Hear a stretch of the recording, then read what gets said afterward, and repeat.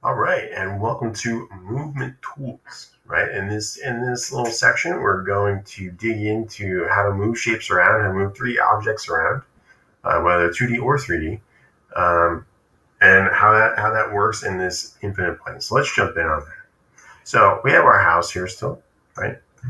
And so say we wanted to add another shape. So I'm just going to jump ahead. Again, just demonstration purposes. We're going to get to our first project together where you can get hands-on. Right, but if you want to do it now, we can create a shape, right, using our rectangle tool. And let me just delete, right? So if I click and drag up, I can delete my shape. Go to this rectangle tool. So click, drag it out. See that diagonal line? Right, that's going to create like a perfect square. Right? And then if I wanted to add this on to my shape, right, I'm going to push pull. Right, so that's this shape right here. Boom. Pull that up. I'm going to match the height. Right? So if you just put the push pull, it's asking you what's the height, and I'm going to match to this point here, which is the height. All right, so now I have this shape, right? So now, one of the more important things is about one of the features about Sketchup is that when you touch two surfaces together, they become one surface, right? So that could be good, and now you can blend things together. It also could be bad because you blend things together. Right? Sometimes you want to keep things separate, right? So what we're going to do is we're going to take a top view, so holding down that scroll, getting that scroll wheel, and getting that orbit. We're going to get a top view, and we're going to drag a rectangle, right? And this is also jumping ahead, but we're going to be grouping this to protect it, right? So if I right-click and I go to Group, see how it makes that blue group around it? So that you basically just put a protective shell around it, right?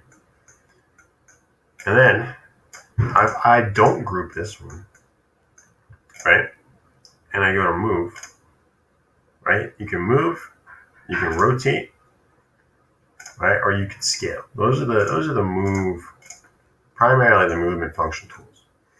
So if I click this shape, right, and I just go move, what? Right? So it's going to stick. And basically what you're doing is you're moving just that one point, right? Push escape. You're just going to move that one point and it's going to stick, right? So that's not going to work. But if I go over here and I click on this shape, on this, right? And I move that, it's boxed up. Difference, right? So that's why groups are super important.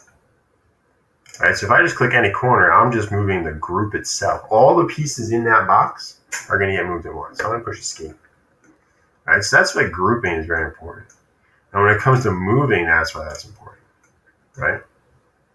So if I just rotate, right, this, right, so click the rotate tool, click that point, click this corner, it's going to rotate out whatever. I don't even know what it's rotating out. Right, but it's not doing what I want to do. If I go over to the group, see how blue and green? This is another good feature here. Right? These axes, which is why I keep them on all the time, by the way. So I have a visual reference of what's going on. Right? All right, this is on the blue. This is on the vertical, and it's pivoting around that point. Right? So if I go blue and I go point, starting point, other edge, I can rotate this around that blue axis. Now, if I go, see how it's green?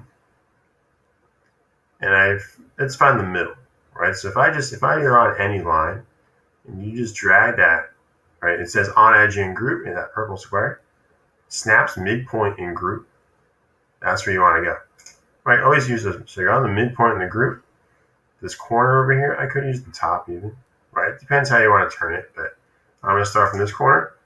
It's going to rotate around that green, right? And if I orbit this way and do the other side, I can get the red, right? And now I can go around the red. I can't do that if it's not grouped, right? I can't do that. because it treats every surface separately. It's not all boxed together. It doesn't know that you want to keep these things together because you didn't group it. You threw all individual parts. Each piece of this, right? Each one of these surfaces are all separate pieces. Here, it's all one, right? So now let's dig into, so that's movement, right? And then the last one was scale, right? So because, and that just kind of happened for us, but let me, right? So I can, right? There's a way around this, by the way. There's a way around this, right? So if I triple click, right? Actually, I mean, I've never actually counted how many. 1, 2, 3, 3 clicks. It selects everything that's touching what the surface is, right? So if I, 1, 2, 3, everything that's touching this front surface gets selected. Now, if I go to move, it knows I want to move all those pieces, right? So if I go rotate, it knows I want to move all those pieces. It doesn't know that when they're not selected though.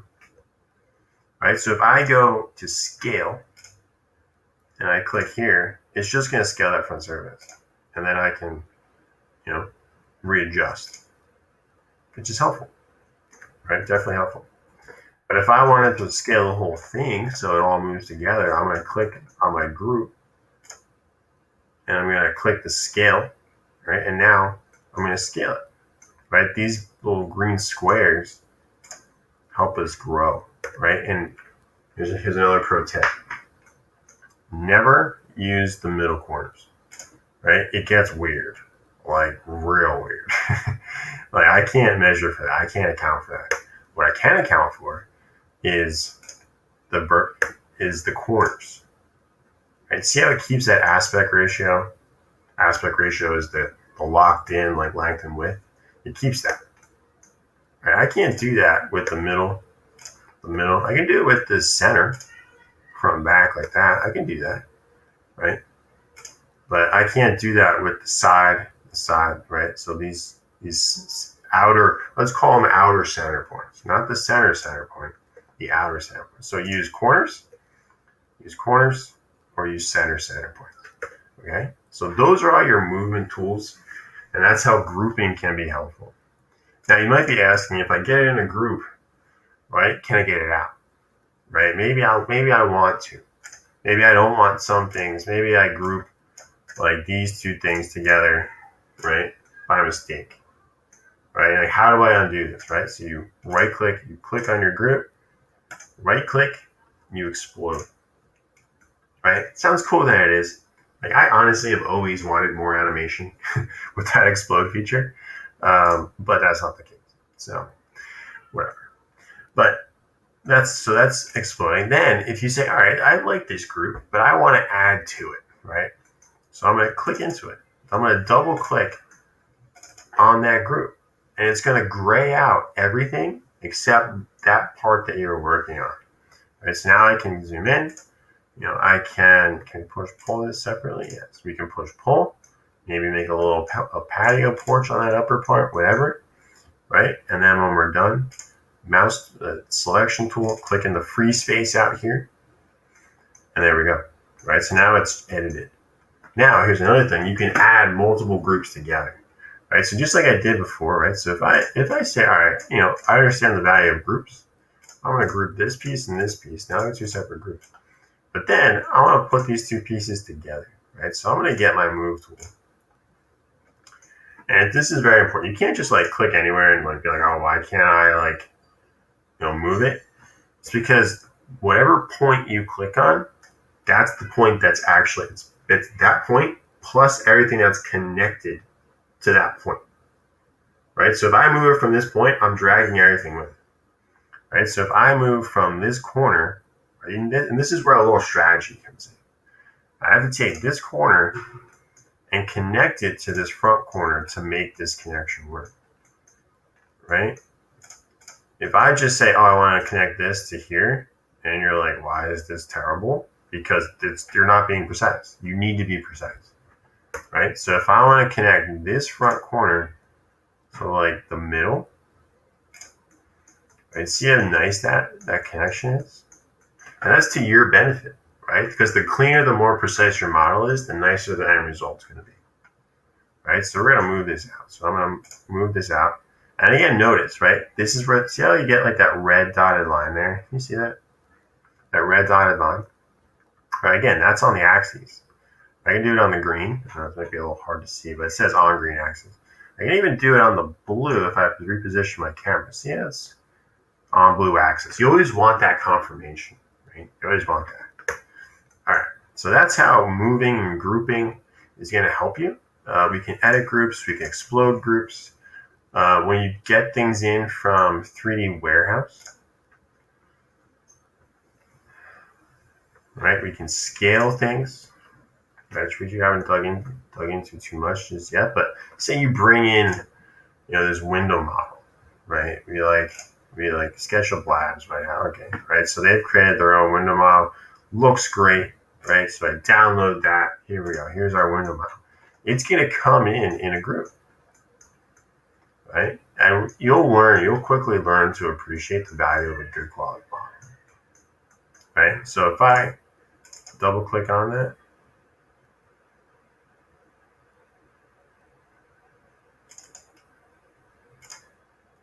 Right, if I double click on that, right, I can actually, so this SketchUp Labs, it looks like this is a new feature where they allow you to adjust it and based on height, which is actually quite nice, but that goes ahead of what I'm trying to show you. So I'm actually going to delete that. I'm going to go with something a little more simple. So let's take this, that's a live component also, it's not something you want. Let's just take this car, for example. This looks very basic. It might be also huge. Be very careful with what you bring in. Right, here we go, car model, right? Did I know I was importing 5 car models, 4 car models? No, I didn't. But what I can do is they grouped it all together so it just drops in as one. And then you can double click to edit that, right? And now we can just edit that group in the group, right?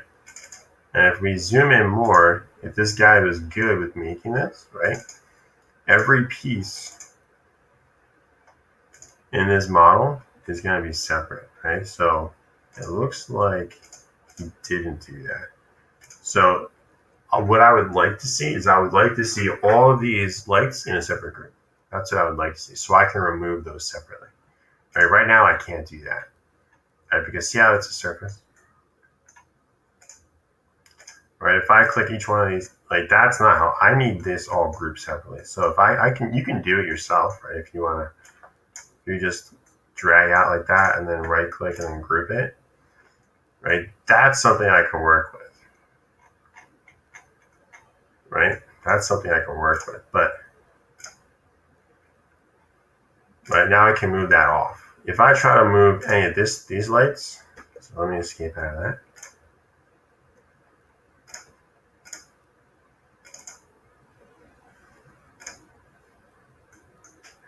Right, if I try to move out of that, right, it's gonna get weird, right? See how quickly that gets weird. So that's just a quick example, right? So we'll end our movement and grouping section, and we'll dig more into that in our scaling and duplicating feature. So I hope that's helpful to you, and I'll see you in the next section.